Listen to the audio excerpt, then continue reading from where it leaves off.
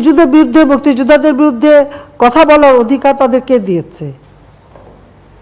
যে মুক্তিযোদ্ধা বলল, আমি তার সাথে সম্পূর্ণ একমত, যে তারা জীবনে কষ্ট করেছে। মুক্তিযোদ্ধার নাতি, সে ভোট দিয়েছে মুক্তিযুদ্ধ কোটা ইউনিভার্সিটিতে, উনিও বলেন কোটা থাকবে না। তো বেটা তুই তাহলে পদে চলে আয়, পড়াশোনার দরকার নাই।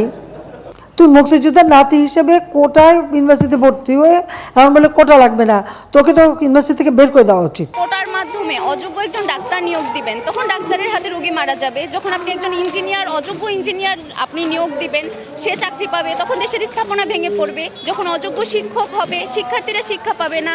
অযোগ্যরা যখন দেশের বড় বড় জায়গায় যাবে, দেশ দুর্নীতিতে ভরে যাবে, তারা সঠিক সিদ্ধান্ত নিতে পারবে না, দেশ নষ্ট হয়ে যাবে, দেশ স্বৈরাচারে ভরে যাবে। আমি যদি প্রথমে কোটার সংজ্ঞায় যাই, কোটা হচ্ছে যারা অনগ্রসর জনগোষ্ঠী তাদের জন্য। স্বাধীনতার 53 বছরে এসে মুক্তিযোদ্ধার পরিবার বা তাদের নাতি নাতনিরা অনগ্রসর জনগোষ্ঠীর আওতায় পড়ে না, যে তাদের কোটা প্রয়োজন হচ্ছে। স্বাধীনতার 53 বছরে মুক্তিযুদ্ধের পরিবারকে এই 53 বছরে যত ধরনের সুযোগ সুবিধা দেওয়া হয়েছে, এরপরে কোনোভাবেই মুক্তিযোদ্ধার পরিবার অনগ্রসর নয় যে তাদের কোটার প্রয়োজন হবে। কিন্তু বললাম, প্রধানমন্ত্রী আমাদেরকে হাইকোর্ট দেখাচ্ছেন, আমরা প্রধানমন্ত্রীকে সংবিধান দেখাচ্ছি।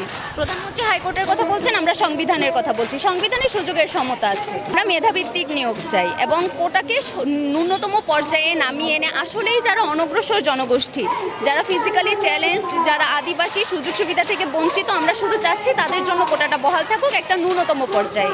আর যেহেতু আমাদের আন্দোলনটা যৌক্তিক, তো অবশ্যই মেনে নিতেই হবে। আর উনি বলেছেন এটা পুরোপুরি হাইকোর্টের উপরে, কিন্তু না, এটা আমরা যে নতুন কালকে আমাদের যে অনলাইন ব্রিফিংটা হয়েছে কালকে সন্ধ্যে, সেটা আপনারা দেখে থাকবেন যে আমরা কিন্তু একটা পরিপূর্ণ একটা যে আমাদের প্রস্তাবনা সেটা উপস্থাপন করেছি কালকে। তো এটা অবশ্যই সংসদে প্রধানমন্ত্রী উপস্থাপনের মাধ্যমে উনি এটা পাশ করাতে পারে। তো যতদিন যেহেতু এই সক্ষমতাটা আছে যে উনি এটা পাশ করতে পারবে না আমাদের সংসদে, আমাদের নতুন যে প্রস্তাবনাগুলো, পূর্ণাঙ্গ প্রস্তাবনাগুলো, তো অবশ্যই আমাদের শুধু হাইকোর্টের ব্যাপার না, আন্দোলনে এই সরকার চাইলে এটাকে পরিবর্তন করতে পারবে। তো যতদিন পর্যন্ত আমরা এটা পূর্ণাঙ্গ সমাধান না পাচ্ছে, ততদিন পর্যন্ত আন্দোলন কার্যক্রম চালিয়ে যাবো।